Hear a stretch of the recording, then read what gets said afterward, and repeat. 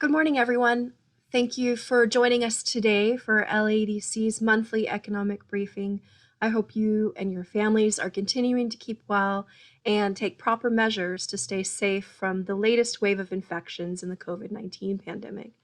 Today, I'm going to go over the latest local area employment situation in LA County to share where we are in the recovery process as of July. And Arthur, one of our research analysts at the Institute for Applied Economics, will share data from 2 Census Bureau surveys put in place to track the experiences of households and small businesses during the pandemic in the Los Angeles region. The Delta variant is the new villain in our story of economic recovery. With this latest wave of infections leading to reinstated mask requirements, regardless of vaccination status, and giving rise to concerns that higher rates of new daily cases may result in further restrictions ahead. Our recovery is still fragile, and moving backwards would be devastating to individuals seeking employment and businesses who just started to see activity levels return as all capacity restrictions were suspended in mid-June. The Delta variant now accounts for nearly all the COVID-19 sequence strains recorded in Los Angeles County, and this variant is more efficiently transmitted between people thanks to its faster replication, higher viral load, and greater affinity for lower respiratory tract cells compared with earlier COVID-19 strains. I'm sorry, I just had a break-in. My animals just broke into the living room. I'm sorry. Data shows that fully vaccinated people are well protected from severe infections with Delta variants. Infection rates show that unvaccinated people are almost 4 times more likely to get infected with COVID-19. The case rate for unvaccinated individuals is 243 cases per 100,000 people, while the case rate for fully vaccinated people is 66 cases per 100,000 people. But data is also starting to show that fully vaccinated people can become infected with the Delta variant and can then infect others. Universal indoor masking has been shown to be effective and is a measure considered to be least disruptive.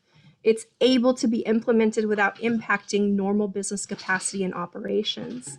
And so mask restrictions have been reinstated for both the vaccinated and unvaccinated alike.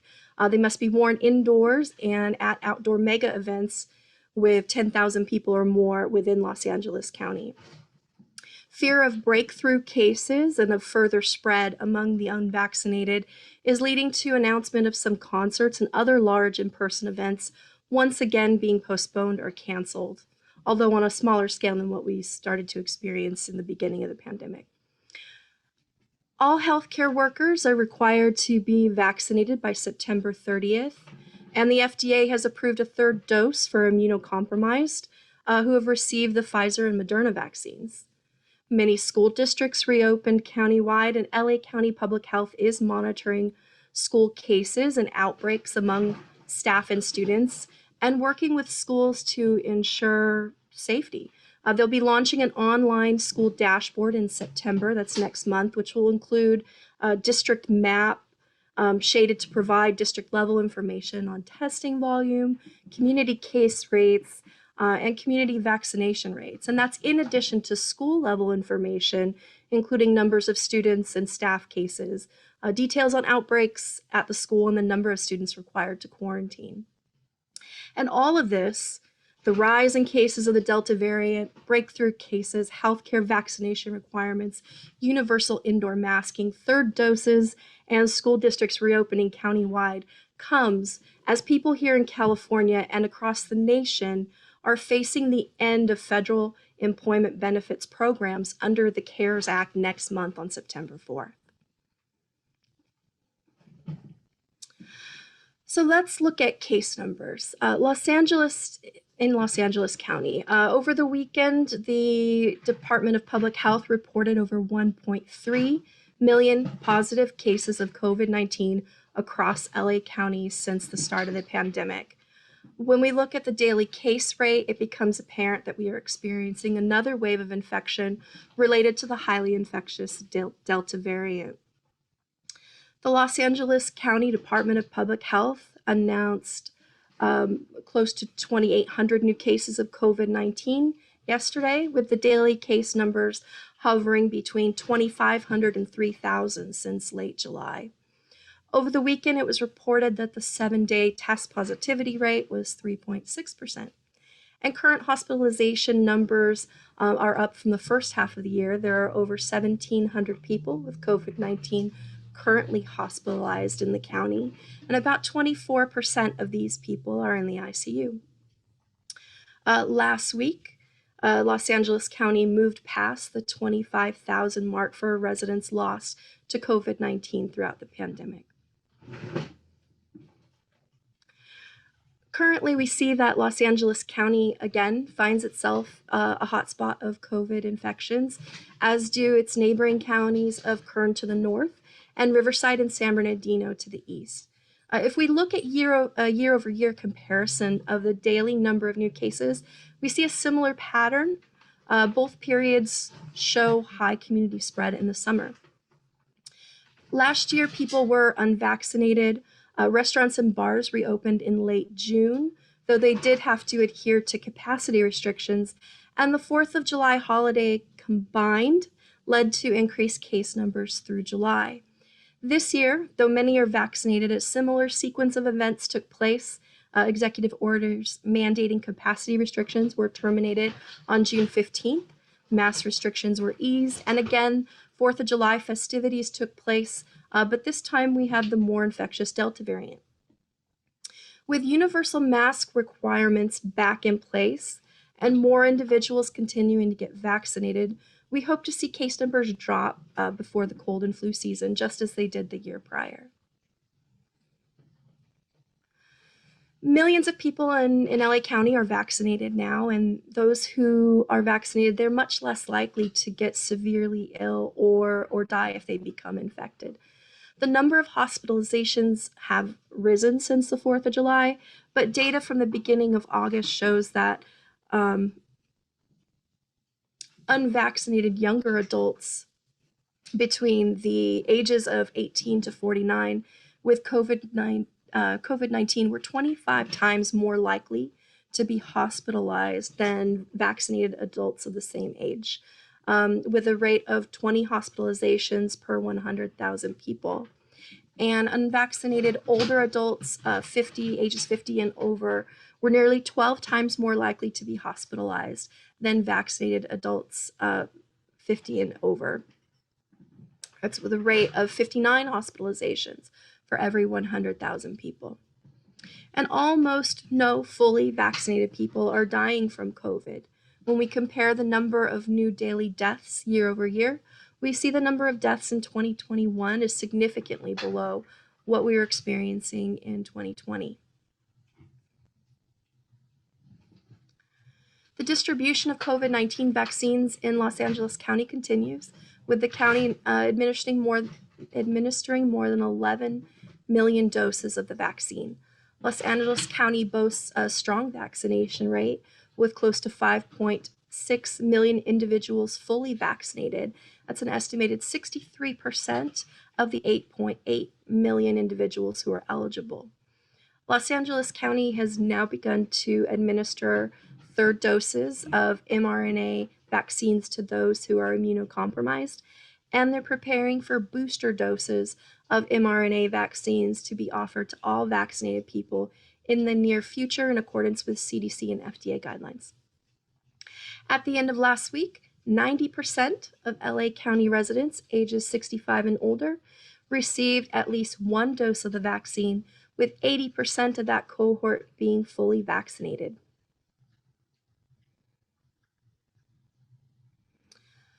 Let's switch to unemployment insurance claims.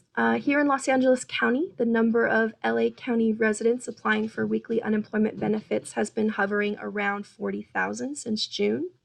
Recent data released by the Policy Labs has shown that close to 40% of the UI claimants in California who were laid off in the second quarter of 2020, in that pain quarter, they registered no earnings during the rest of the calendar year. Looking forward, federal unemployment benefits will soon expire for the unemployed. The $300 per week supplemental payments and the PUA, which provided contract workers and the self-employed with benefits that ends September 4th, and extended benefits under the Fed Ed program end September 11th. We'll be watching to see how many of these claims will fall off as these benefits expire. If we look at the cumulative number of UI claims in Los Angeles County by industry, we see that workers in hospitality, professional business services, which includes employment agencies, retail trade, and healthcare and social assistance, which includes daycare and home health care, accounted for the most UI claims. Together, they represent over half of the 3.9 million UI claims filed over.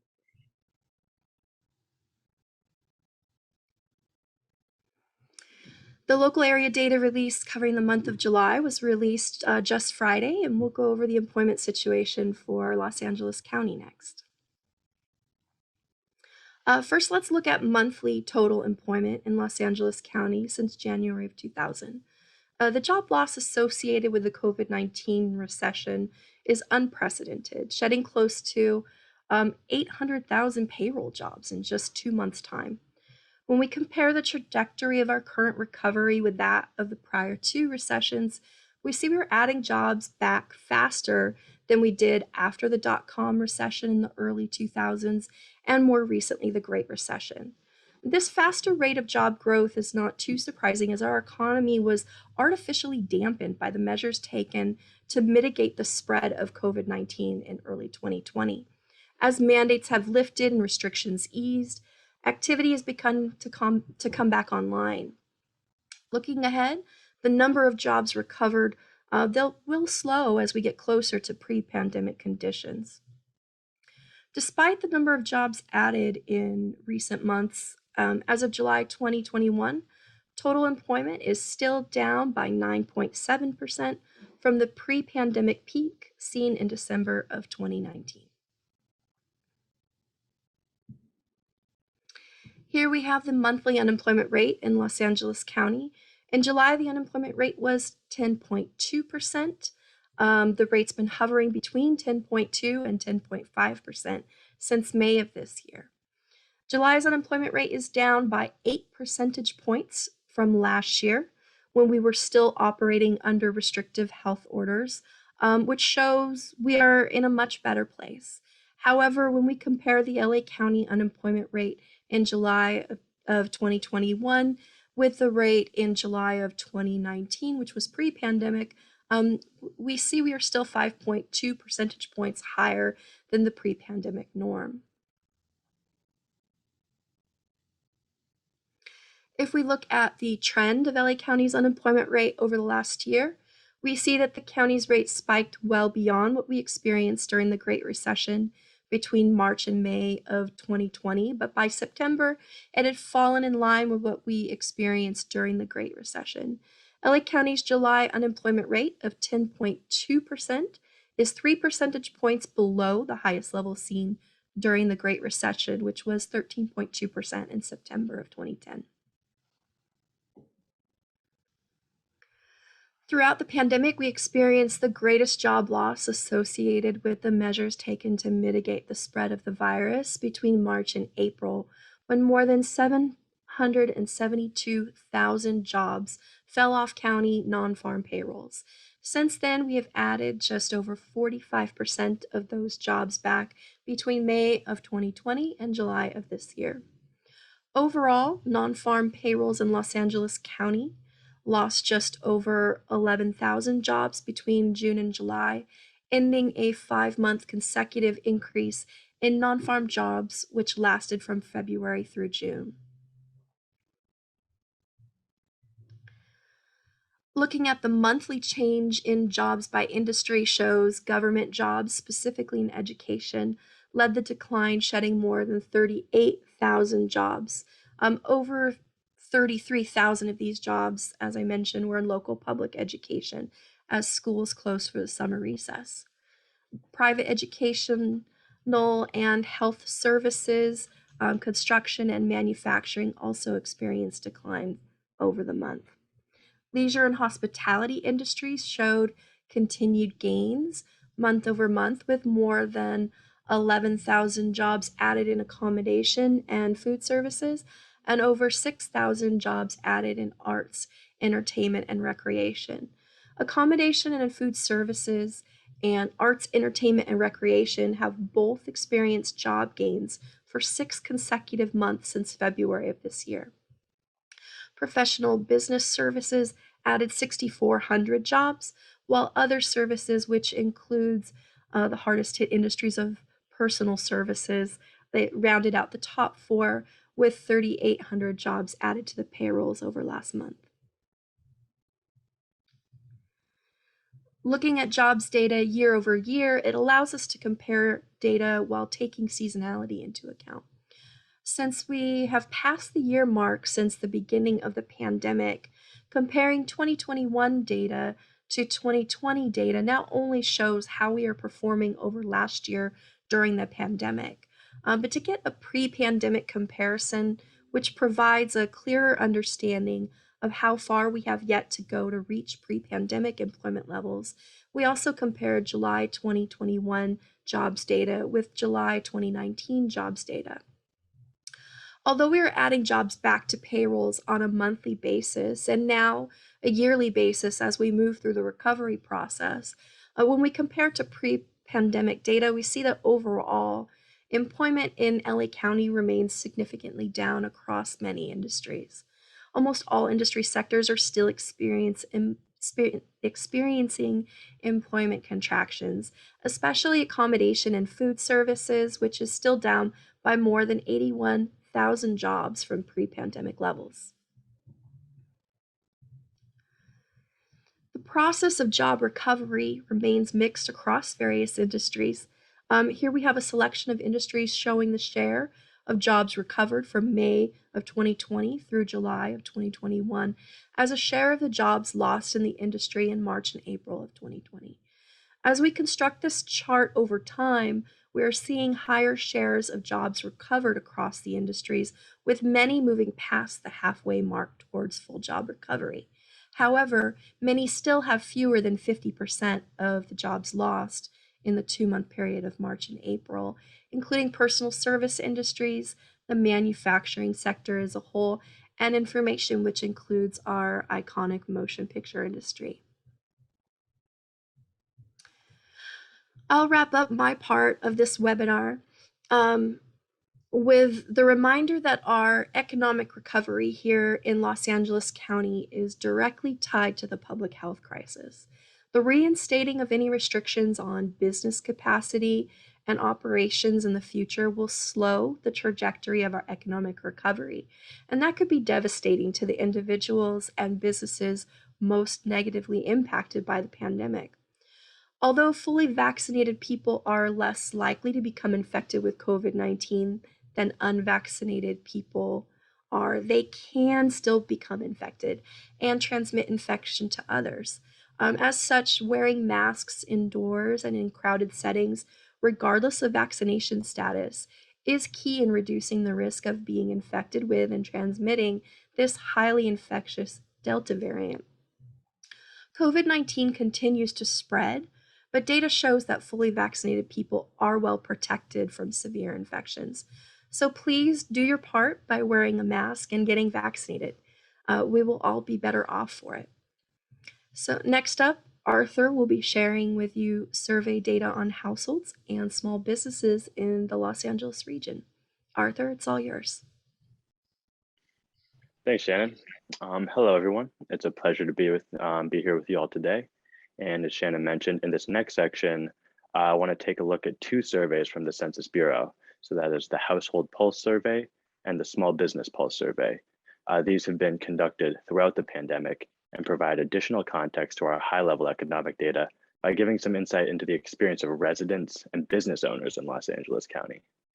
Now, as this is a survey, there are limitations to the data, and we can't expect 100% accuracy about county conditions, but they do provide us with a good approximate understanding of where we are right now. So the first survey that we'll take a look at is the Household Pulse Survey, which is conducted weekly by the Census Bureau and collects data quickly to measure household experiences. So I want to start off with telework in Los Angeles County. This chart shows the percentage of households where any adult substituted some or all of their typical in-person work for telework during that week during the pandemic, from August 2020 until the beginning of August 2021, where we are now. So we can see the percentage of workers in the county working from home remained around 40% throughout the end of last year, reaching close to 45% at the height of the third wave of infections last November and December. Since vaccinations started to become more widely available around the end of March, it appears that more and more workers have been returning to the office. This proportion dipped to about 27% at the start of June. But the resurgence in COVID cases due to the Delta variant is leading to another increase in the rate of working from home as we climb back above 30% at the beginning of August. Now, the experience of work during the pandemic has been quite different for many groups in Los Angeles County. So this chart gives us the number of workers working from home versus working on site, broken down by household income for the most recent survey week, which was from July 21st to August 2nd of this year. So at lower levels of household income, we can see that those working on site far outweigh those working from home. But as we climb higher, telework becomes much more prevalent, and currently it remains more common for households making greater than $200,000 annually to be working from home. So we do see a clear disparity in the type of households that are able to benefit from remote work. When considering the household experience during the pandemic, we also have to look at their expenses. So this chart breaks down households in Los Angeles County by how difficult they've rated paying for their usual household expenses during the pandemic. Here, we have seen a bit of improvement. The share of households that marked very difficult for this question spiked last December, reaching nearly 25% as case numbers and the unemployment rate rose. Fortunately, throughout 2021, as business conditions have returned closer to normal and the government has continued to provide support, this has fallen to just 12.8%, while the percentage of households answering not at all difficult has risen. Now, there are certain factors that play a large role in determining the households who are currently answering very difficult. Those who have been unemployed in the past week, those who currently had children under 18 in the household, and those with a large household size by the number of people, all were much more likely to respond very difficult to this question. To look more specifically at household expenses, we're now going to look at rent, which has been a pressing concern across the country as the threat of evictions mounts. So the percentage of households behind on rent in Los Angeles County has been somewhat volatile month to month, but it's more or less followed the statewide and national trend, with a rise around the holiday season of last year, followed by a gradual decrease up until this point. As of the most recent survey, about 15.2% of county households were behind on rent, which is slightly above the national average of 14.2%. At the height of the pandemic, this figure reached over 25% here in the county. So this number is down. So what are the demographics of households that remain behind on rent in Los Angeles County? A couple of keys here are educational attainment and the size of their household. Now, the figures in these charts aren't meant to sum to 100%.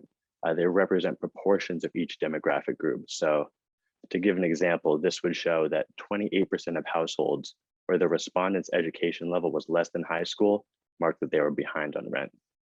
So it's clear here that lower levels of education have contributed to higher proportions of households being behind on rent, and those with less than a high school education and those with just a high school education or GED are still struggling more than others. And by size of household, we can see that once we reach 5 or more people within a household, it's becoming much more difficult for residents to stay current on rent, as we expect expenses to start mounting at this point. Once we hit 6 people in the household, that gets to 33.5% of that group being behind. So households with lower income are also much more likely to be behind on rent. Although here it's interesting how we don't see a uniform decrease as income rises, but rather a bit of a curve distribution. We also again see how households with children are facing greater difficulties during the pandemic. Nearly a quarter of these households were not current on their rent, compared to less than 10% of households without children. Although the eviction moratoriums have been extended, the fears of being evicted have been mounting over the past few months. In the most recent survey, about half of respondent households marked that they thought eviction was either very likely or somewhat likely in the next 2 months. And since the end of May, the proportion of households responding very likely grew from 5% to 28% at the start of August. So the uncertainty around paying back rent and the duration of eviction protections has created an extremely worrisome landscape for many renters in the county still. So our recap from the Household Pulse survey, we've seen that telework has begun to decrease and households have started to experience less difficulty paying for the usual expenses as conditions have improved, but rent remains a major issue as many are still behind. And the spreading Delta variant could change the trajectory of this recovery if we're not careful. So now let's move on to the Small Business Pulse survey. This data is collected bi-weekly in phases, so that you are going to see gaps in the data from dates where we were between phases of collection, but we can still get an overall understanding of how the situation in Los Angeles County has evolved from nearly the start of the pandemic until now. Okay, so here in this first question, we look at how businesses have responded to this prompt. In the last week, did this business have a change in operating revenues, sales, or receipts, excluding any financial assistance or loans? So the percentage of respondents that answered their revenues had decreased was at nearly 80% at the onset of the pandemic last April.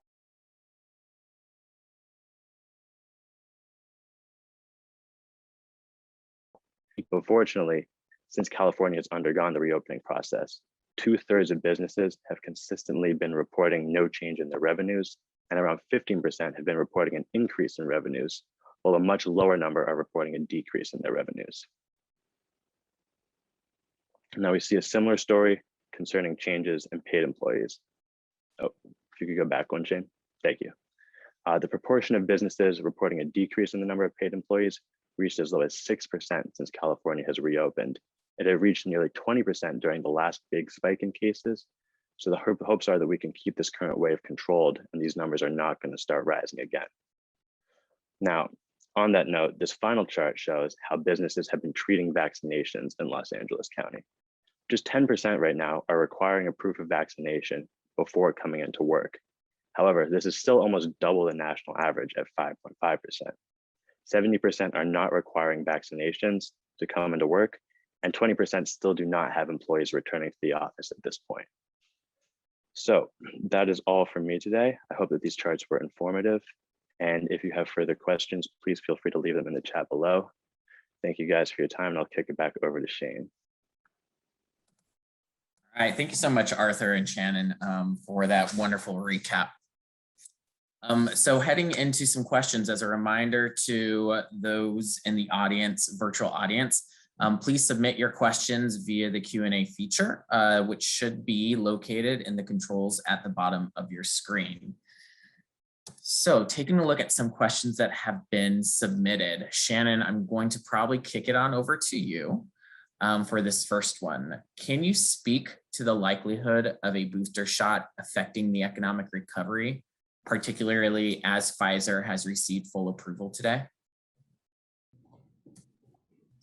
Sure.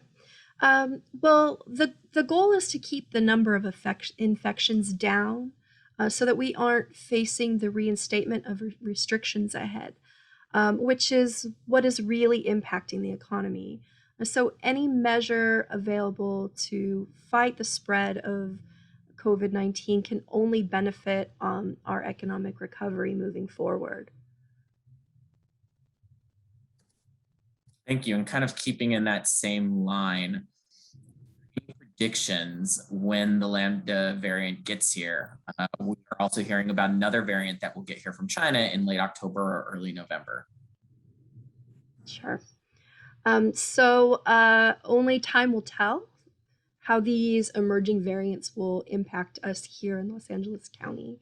There's many factors such as vaccine efficacy against these new strains, the rate at which infection will spread, and whether restrictive health orders will be reinstated, and all will play their part in how these emergent variants will impact our economy. Thanks, Shannon. And Arthur, one that I do have, and hopefully I'm asking this question appropriately, but as we look at projections as far as the ability to catch back up to covering one's rent, are we looking at distinguishments between the individual household versus rent for commercial leases? And what does that look like if so? Yeah, absolutely, Shane. So for these questions, we were looking at rent from individual households, and we actually are collecting information right now regarding commercial rent. There's a bit of a process ongoing there. We're looking into that. There's been some reports out of San Francisco that have done that, and we're looking to adapt some of their work and deliver a report on commercial rent in Los Angeles County, hopefully very soon, or at least get some data out to the public. Awesome. So it sounds like that's something we might be able to touch on in next month's webinar. So I'll look forward to that. Go ahead, Shannon.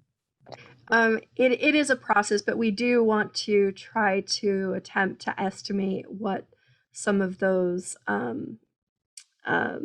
rent delinquencies, the magnitude of those rent delinquencies here in LA County. So moving forward, you'll probably get some data. I don't know if we'll be ready by the next webinar because that's pretty quick to prepare, but as soon as we do have those figures, we'll share them. Awesome, and apologies for setting that that deadline, that ghost deadline there. We do have another question that's coming through the chat. Has LAEDC collected any data that would indicate local inflation rates? I'm assuming this question is spinning off of the conversations on inflation over the last few months. I can jump in here, Shannon. So yeah, the BLS has been recording data on this. And I believe what they said that for July of 2021, area prices were actually up about 4% from a year ago. And that has been increasing month over month. It was up, I think, about a 0.5 percentage point from June of 2021. But we can do some more research onto that as well. I don't know if you have any more on that, Shannon. Nope, you did great on that one. Awesome. And another question that is tied to commercial lease space, and this may have to be put on hold until we get some more of that information and research on it. But as you're looking at these numbers, are you seeing an impact on commercial lease space given telework's popularity? And I would tack on to that also as we see people going back into the office to work. Well, that's actually a different study, is the longer term impact of remote working, on commercial space in the future. So, there's still a transition with many people who are looking to return to the office. I know even the LAEDC was looking to return in September, sometime around there. So I think the true impact isn't going to really show until a little bit farther out, when people in the professional services, financial services, and tech jobs, when they start transitioning back in the office. I think that's when it will truly show. But I do know many organizations across many industries moving forward are looking at hybrid work schedules now, which wasn't really in the conversation that much previously. And I'd also say it'll just be interesting to see a year, 2 years out as some current leases are up, to see how that impacts commercial lease space if companies are starting to shrink their imprint in the actual commercial space they're currently renting out. Mm-hmm. So with that, any other questions from the audience as we look to wrap up this webinar? I think we have time for maybe 1 or 2 more. If not, we may be gifting back a few minutes to everyone, including Shannon and Arthur here. So Shannon and Arthur, I would just, and thank you for taking the time today to answer questions, as well as to share what your research has shown over this last month. For everyone else, you will be receiving an email later this week to a link of a recording for today's webinar, as well as a link to register for our webinar next month. So please keep an eye out for that. Everybody who attended today, as well as our larger list, will be receiving those invitations. But thank you everybody for joining us. And I'm gonna actually interrupt myself. We have one other question that just popped in since we have 5 minutes. Sorry, Shannon and Arthur. Last question though, from the audience, and any others that come in will follow up after the fact. Data that indicates that employers are having to raise wages to lure staff back to work, particularly in industries that are frontline. So anecdotally, we are hearing stories about people or industries and businesses having to raise wages in order to get people back to work. There's been a lot of conversations surrounding some of that hesitation of people returning to work being related to some of the supplemental unemployment benefits. And as I mentioned in the webinar, a lot of those are expiring. So you are seeing increased wages being offering, especially in hospitality industries. But you might see a lot more people returning to work now that the supplemental benefits aren't an option for them. Excellent. Thank you again, Shannon and Arthur. And with that, we are going to wrap up today. Any other questions that do come in, we will catch those and we'll take a look at them later in the week. So thank you, everybody, and happy Monday, and hope you all have a wonderful week. Good day. Thank you, everyone.